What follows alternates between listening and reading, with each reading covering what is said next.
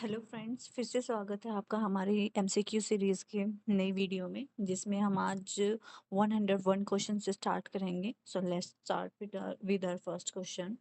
A person start a business with the capital of rupees 45,000. He purchase on credit worth 5,000. This transaction can be expressed in accounting equation as. इसको हम accounting equation में कैसे लिखेंगे? देखो, सबसे पहले क्या है कि एक पर्सन है, उसने क्या किया है, बिजनेस को स्टार्ट किया है कि किसके साथ 45,000। तो कैपिटल होती है वो हमारी क्या होती है, ये लाइव इक्वेशन में कैसे लिखते हैं, एक साइड लाइबिलिटी होती है, एक साइड एसेट्स होती हैं। तो जो कैपिटल लगाई है ओनर ने, वो हमारे बिजनेस के लिए क्या होती है, वो हमारी लाइबिलिटी होती है ना। तो 45,000 हमारी लाइबिलिटी हो गई। And then he purchase goods on credit worth 5,000. उसने क्रेडिट पे परचेज किए हैं गुड्स कितने के, 5,000 के। तो वो भी हमारे लिए क्या है, लाइबिलिटी है। तो 5,000 प्लस कर देंगे लाइबिलिटी साइड। तो हमारे बिजनेस में एसेट्स कितनी होगी, 50,000 की। क्यों?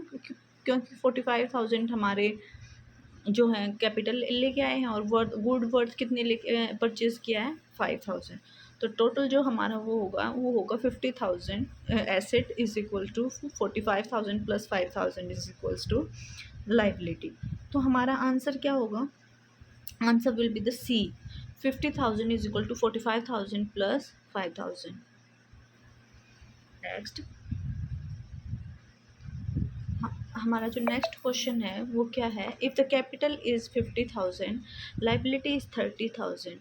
हमारी जो कैपिटल है वो क्या है, एक सेकेंड, हमारी जो कैपिटल है वो कितनी है, 50,000 है कैपिटल, जो कि हमारी लाइबिलिटी होती है।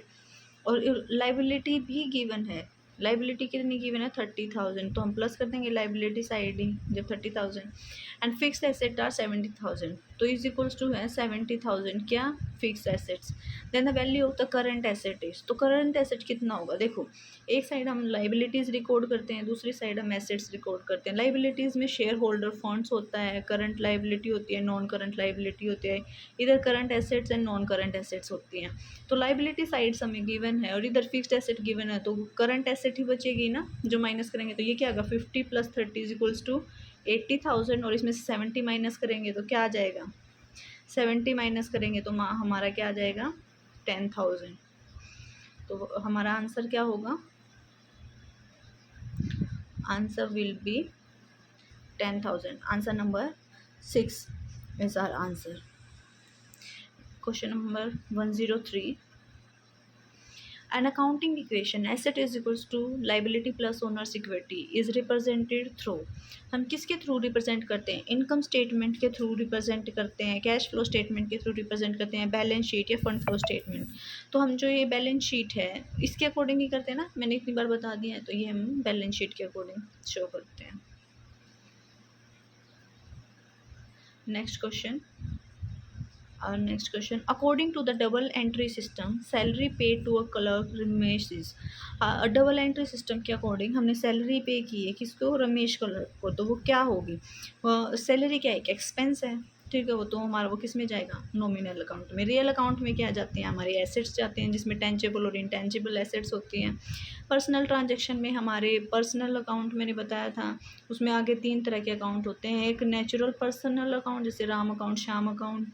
एक आर्टिफिशियल पर्सनल अकाउंट जैसे कि कोई कंपनी वगैरह होती है, ए लिमिटेड, बी लिमिटेड। एक होता है रिप्रेजेंटेटिव पर्सनल अकाउंट, जिसमें आउटस्टैंडिंग सैलरी, प्रीपेड सैलरी, मतलब कोई भी नॉमिनल टाइप का जो भी खर्चा होता है उसके आगे प्रीफिक्स लग जाते हैं, आउटस्टैंडिंग या प्रीपेड, तो वो हमारे रिप्रेजेंटेटिव पर्सनल अकाउंट में आ जाते हैं। तो सैलरी क्या है हमारी, सैलरी हमारी एक नॉमिनल ट्रांजैक्शन है जिसमें हम एक्सपेंसेस और लॉसेस को रिकॉर्ड करते हैं, ठीक है। और answer will be answer number C. एक सेकेंड भाई, answer will be answer number C. Next question, the basic accounting equation is based on. जो हमारी अकाउंटिंग इक्वेशन है वो किस चीज़ पे बेस्ड है, कॉस्ट कॉन्सेप्ट पे बेस्ड है, अकाउंटिंग पीरियड कॉन्सेप्ट पे बेस्ड है, क्यूबियल या डबल एस्पेक्ट कॉन्सेप्ट पे। तो हमारी डबल एंट्री सिस्टम पे बेस्ड है, तो आंसर होगा हमारा D. Now the question number 106, accrual system of accounting is also known as। तो जो हमारा अक्रूवल सिस्टम ऑफ अकाउंटिंग है उसको हम और क्या बोलते हैं, cash accounting, cash system, mercantile system, receipt system या गवर्नमेंट सिस्टम। तो जो हमारा अक्रूवल सिस्टम ऑफ अकाउंटिंग होता है उसको हम मर्केटाइल सिस्टम ऑफ अकाउंटिंग भी बोलते हैं। इसमें क्या होता है कि ट्रांजैक्शन को हम रिकॉर्ड करते हैं when they arise, the income are recorded in the books of account when it is earn irrespective of the fact that is it received और अक्रूड। मतलब हमने अर्न कर लिया उसी टाइम हम इसको रिकॉर्ड कर लेंगे, हमें मिला है या नहीं मिला है। मान लो हमने काम कर दिया लेकिन उसके बदले सेल किया है कोई गुड, लेकिन उसके बदले में अभी हमें पैसे नहीं मिले हैं, तो हम उसको रिकॉर्ड करेंगे क्योंकि वो सेल हो चुकी है, परचेज़र के तरफ से ओब्लिगेशन हो चुकी है परचेज़र के ऊपर कि उसको पे करना पड़ेगा। तो हम वो अगर क्रूअल सिस्टम के अकॉर्डिंग रिकॉर्ड करते हैं तब करते हैं। कैश सिस्टम होता है, दो सिस्टम होते हैं, एक होता है अक्रूवल बेस और एक होता है कैश बेस। कैश बेस में हम जब ट्रांजैक्शन को मानते हैं जब हमें कैश रिसीव्ड हो जाता है, और अक्रूवल में जब जब हम काम कर देते हैं, मतलब कि सेल कर देते हैं या सैलरी पे कुछ काम कर रहे हैं तो वो कर देते हैं, ठीक है। तो और अक्रूवल सिस्टम को और क्या बोलते हैं, मर्केंटाइल सिस्टम बोलते हैं। Next question is an accounting system that does not take into consideration outstanding expenses and accrued income for computation of profit is called। तो उसको क्या बोलते हैं, कौन सा सिस्टम बोलते हैं जिसमें हम आउटस्टैंडिंग एक्सपेंसेस या अक्रूड इनकम को नहीं बोलते। आउटस्टैंडिंग एक्सपेंसेस कौन से होते हैं, जो एक्सपेंसेस हमने अभी पे नहीं किए हैं वो हमारे आउटस्टैंडिंग होंगे। और अक्रूड इनकम क्या होती है, जो हमने इनकम कमा ली है लेकिन हमें मिली नहीं है, जिसके बदले में हमने काम कर दिया लेकिन मिली नहीं है, तो वो क्या होगी, वो किसके अकॉर्डिंग हम रिकॉर्ड करते हैं। तो मैंने अभी अभी बताया था कैश में तो जब रिकॉर्ड करते हैं जब कैश पे कर देते हैं या कैश मिल जाता है। इसमें ना तो कैश पे किया है ना तो कैश मिला है, तो ये हमारा अक्रूवल बेस्ड सिस्टम होएगा, ठीक है। तो answer will does not an accounting system that does not take into consideration. Okay sorry, इसमें पूछा है कि अकाउंट में नहीं लेता है, तो कौन सा नहीं लेता है, कैश सिस्टम नहीं लेता है आउटस्टैंडिंग को, अक्रूड को। क्यों, क्योंकि वो कैश बेसिस को लेता। अगर इसमें ये दे रखा होता नहीं कौन सा लेता है तो अक्रूड बेस्ड सिस्टम हो जाता। Okay, answer will be the cash system नहीं लेता है। Question number 108, asset of an organisation is 21,315 and liability is 4,120। The capital of owner is, Turner की कैपिटल क्या होगी। तो हमें पता है कि अकाउंटिंग इक्वेशन होती है asset is equal to capital plus liability. मैंने बहुत बार बता लिया है। तो हमारी एसेट कितनी गिवन है, 21,315, और हमारी लाइबिलिटी कितनी गिवन है, 4,120, ठीक है। गिवन है ना ये, तो कैपिटल कितनी होगी, तो एसेट में से हम माइनस कर देंगे लाइबिलिटी तो कैपिटल आ जाएगी, तो जो कि कितनी होगी 17,195। B will be the answer. Question number 109, asset है हमारी 1 जनवरी को 30,000, लाइबिलिटी है 13,000, drawing during the year 6,000, capital on 31 December is 16,500। Capital on 1 जनवरी बतानी है कि हमारी कैपिटल कितनी होगी 1 जनवरी को। तो मान लो एसेट एंड लाइबिलिटी ऑफ 1 जनवरी, हमारी जो एसेट्स हैं और लाइबिलिटीज़ हैं वो 1 जनवरी को कितनी है, एक सेकेंड, 1 ऑफ जैन को हमारी assets and liability, asset is equals to होती है हमारी कैपिटल प्लस लाइबिलिटीज़ के। तो हमारी एसेट कितनी है 1 जनवरी को 30,000 है ना, और लाइबिलिटी कितनी है 13,000, और हमें क्या बताना है, कैपिटल बतानी है। और तो हमारी कैपिटल कितनी हो जाएगी 17,000, क्योंकि स्टार्टिंग डेट हमें ड्राइंग का करना ही क्या है, हमें कुछ करना ही नहीं है ना, एंडिंग कैपिटल का करना है, क्योंकि एसेट में से लाइबिलिटी माइनस कर देंगे तो हमारी क्या आ जाएगी, कैपिटल आ जाएगी, क्योंकि हमें दोनों चीज़ें स्टार्टिंग की दी हुई हैं। अब हम इनका यूज़ तब करते हैं अगर हमें स्टार्टिंग में एसेट या कुछ गिवन ना होता तो, ठीक है। तो answer will be 17,000 C. Next question, purchase book is use to record. Purchase book को हम किसके रिकॉर्ड के लिए, all purchase of goods, all purchases, all credit purchases of goods. हाँ, तो हम इसमें रिकॉर्ड कर, इसका आंसर होगा सी, आप सबने बता भी दिया होगा।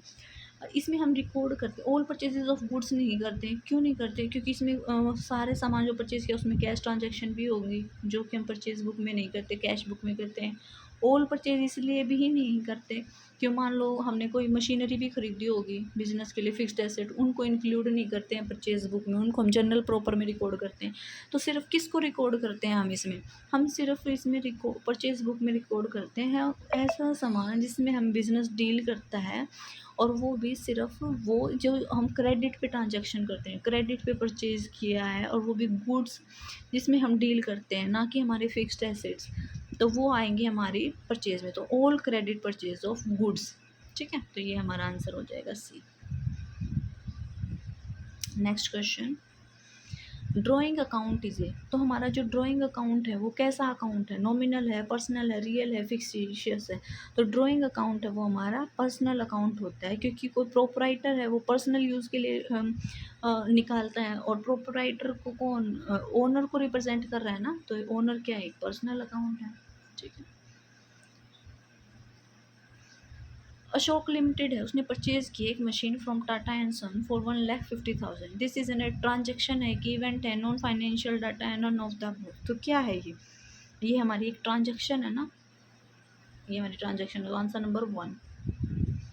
Next, an asset was purchased for rupees 5 lakh with the down payment of 1 lakh and bill adopted for rupees 4 lakh. What would be the effect on total asset and total liability in the balance sheet? तो हमारी जो asset है और हमारी liability है उस पर क्या फ़र्क पड़ेगा। तो हमारी एसेट्स हैं, मान लो वो कितने से इंक्रीज़ होगी, 4 लाख से, ठीक है, एंड लाइबिलिटी है वो भी कितने से इंक्रीज़ हो गई है, 4 लाख से। क्यों हुआ ऐसे, हमने तो 5 लाख का सामान खरीदा था, तो एसेट्स तो 5 लाख की बढ़नी चाहिए हमारी। तो कैश होता है वो भी तो हमारे बिजनेस के लिए एसेट होता है, जो हमने 1 लाख पे कर दिया। तो यहाँ पे अगर हम एसेट्स में 5 लाख शो करेंगे गुड्स परचेज में, तो कैश का भी माइनस करके दिखाना पड़ेगा 1 लाख।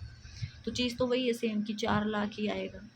समझ आ रहा है नहीं आ रहा है, मेरा कहने का मतलब ये है कि हमने सामान तो 5 लाख का परचेज़ किया, लेकिन उसके बदले में कैश भी तो दे दिया ना 1 लाख का, वो भी तो एसेट साइड ही रिकॉर्ड होता है, तो वो माइनस करके दिखाया जाएगा। तो 4 लाख से हमारे एसेट्स बढ़ जाएंगे, और 4 लाख जो हमें पे करने हैं वो हमारी लाइबिलिटी इंक्रीज़ हो जाएगी। तो answer number 1 will be the answer, asset increase by 4 lakh and liability increase by 4 lakh, ठीक है।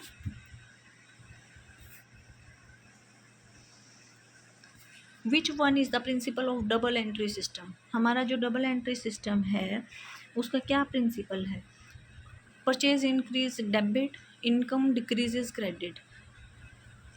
तो ये तो रॉन्ग होगा, इनकम क्या है, क्रेडिट से इंक्रीज करती है, expenses increase debit and income decrease credit, नहीं ये तो ठीक है, लेकिन इसमें भी तो इनकम से तो इंक्रीज होता है, तो ये भी रॉन्ग हो जाएगा। Receiver is debit, giver is credit, हाँ ये बिल्कुल ठीक है, ठीक है। तो answer number C will be our answer. Next, if a good worth 10,000 are sold on the basis of sold on approval, the adjustment of this transaction on the date of accounting is done in, तो हम इसको क्या मानेंगे, approval के basis पे हम इसको मतलब कि सेल मानेंगे, तो हम इसको क्या मानेंगे, सेल मानेंगे, स्टॉक मानेंगे, या फिर डेटर्स मानेंगे ये one of the important question है, ये याद रख लो, या फिर कई बार एज इट इज़ ही पूछा जाता है। इसमें क्या होता है कि उस सामान को जो हमने बोल दिया कि अब भाई अप्रूव करेंगे सामने वाले तभी वो सेल है, तो उसको हम सेल भी मान सकते हैं, स्टॉक भी, डेटर भी हो, तो ऑल ऑफ द अबव हमारा आंसर होगा, ठीक है। Next question, which of the following account will be debited if purchase of goods are made on credit, अगर हमने गुड्स पर परचेज किए क्रेडिट पे तो किसको डेबिट करेंगे, तो हम परचेज अकाउंट को डेबिट करते हैं, परचेज अकाउंट डेबिट, ठीक है। तो किसको डेबिट करते हैं, परचेज अकाउंट को, टू राम श्याम जो भी है वो करते हैं, ABC लिमिटेड जिससे भी परचेज किया वो नीचे क्रेडिट में आ जाता है, ठीक है। नेक्स्ट इज,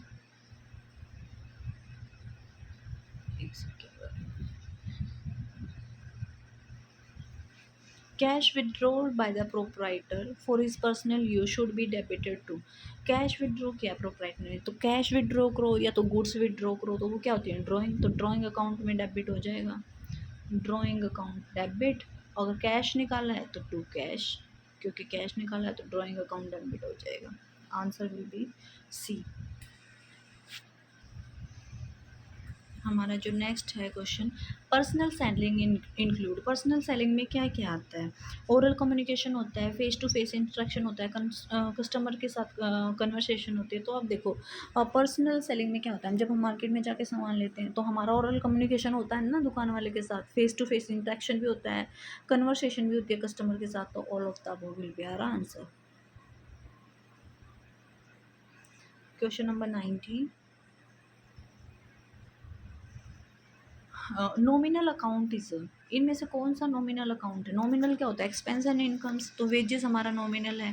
पेटेंट अकाउंट हमारा नॉमिनल है? नहीं, ये तो इंटेंजिबल एसेट्स है ना, तो रियल अकाउंट में आएगा। प्रीपेड अकाउंट क्या है? प्रीपेड मैंने बोला था कि कोई भी चीज़ प्रीपेड वर्ड या आउटस्टैंडिंग आ जाता है तो रिप्रेजेंटेटिव पर्सनल अकाउंट में आ जाता है, तो ये भी नहीं होगा। तो नॉमिनल क्या होगा हमारा? ए, जो कि क्या है? Wages account. ठीक है, तो सिर्फ वेजेस अकाउंट है वो हमारा नॉमिनल अकाउंट में आ जाएगा। Okay, accounting process does not include, इनमें से अकाउंटिंग प्रोसेस में क्या नहीं आता है? ऐसा क्वेश्चन मैंने पहले करवा रखा है, तो ये आप सबके लिए एक होमवर्क क्वेश्चन है, सबको कमेंट करके इसका आंसर बताना है। तो accounting process does not include कि हमारी रिकॉर्ड नहीं करते, क्लासीफाई नहीं करते, सिंप्लीफाइंग, समराइजिंग, तो इसमें क्या होगा? Do comment below. Okay, and thanks for watching. अगर आपको वीडियो अच्छी लगी है, समझ आया है, तो आप इस सीरीज़ को कंटिन्यू कर सकते हैं देखने के लिए, अगर आपको लग रहा है कि ये हेल्पफुल है आपके लिए। और मेरे चैनल को लाइक, शेयर एंड सब्सक्राइब करना प्लीज़, बहुत मेहनत से वीडियो बनाई जाती है। और मैं आपको ये कह रही हूँ कि आपको इन MCQ से बहुत ज़्यादा बेनिफिट होगा। ये सारे PYQs हैं, मैंने अपने पास से कोई भी ऐसे क्वेश्चन उठा के नहीं डाले हैं। ठीक है, आप इनको पूरा दिन सिर्फ MCQ करने से बेटर है 1 और 2 वीडियो डेली करो। जैसे कि सुबह आपने जो भी स्टडी की है उसके बाद आप रिवीजन करते हो, तो इवनिंग में सोते वक्त आप लेट के या बिल्कुल सोने जा रहे हो उससे पहले भी आप इसको देख सकते हो। 1 या 2 वीडियो 2x की स्पीड करके देखना, जिससे आपका टाइम सेव होगा और आपको एक रिवीजन भी हो जाएगी। मतलब आप रिवीजन के तौर पे देखोगे तो ये सारे MCQ आपके लिए बहुत बहुत ज़्यादा बेनिफिशियल रहेंगे। ठीक है, then all the best for your exams and prepare good. Okay, thank you.